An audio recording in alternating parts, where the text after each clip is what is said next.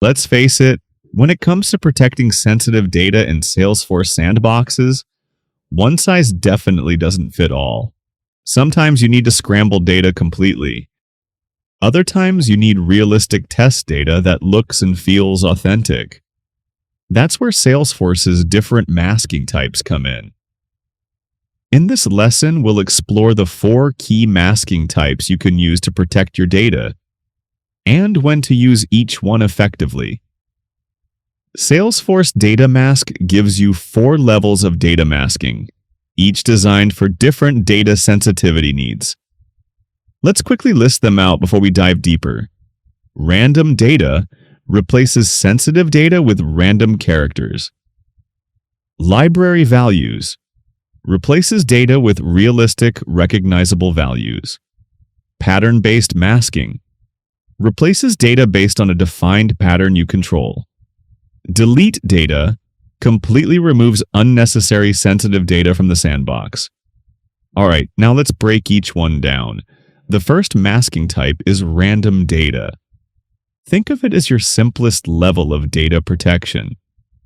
It replaces sensitive data with random characters that are readable but not recognizable. For example, imagine you have an email address in production like me@example.net. After masking, it becomes something like xyz@sfdc.co. Notice how the result looks like an email address? It keeps the same format, but it's completely meaningless. This makes random data masking perfect for cases where you don't need realistic values, just structure and data type consistency.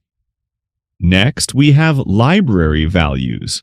This one's ideal when you need data that's realistic enough to test user experience or business logic.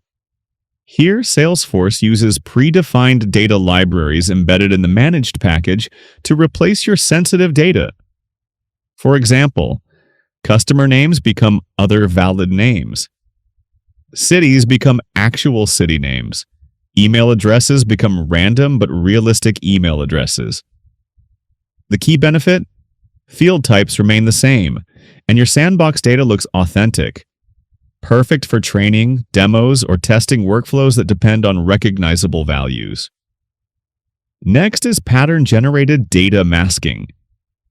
Now, this one's where things get technical and powerful. Pattern-based masking lets you control exactly how your masked data looks using predefined patterns. You can specify the format using a few special characters. %CE is lowercase letter a to z, and %D is digit 0 to 9.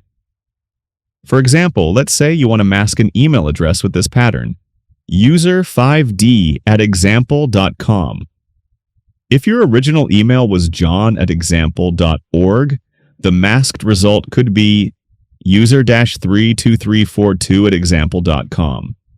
The %5d tells Salesforce to insert 5 random digits. This level of masking is fantastic when you need consistent formatting or specific testing values, especially for integrations or automation testing.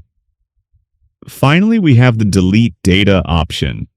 This is the most aggressive, but also the most efficient masking type. Instead of replacing data, this transformation removes it entirely. You'll typically use this for long text areas, notes or comments, large storage fields that don't impact testing.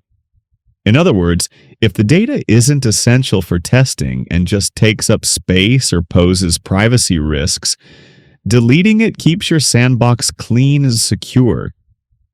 So, to recap, each one serves a specific purpose, and mastering these options ensures your sandbox environments are both safe and functional for every testing scenario.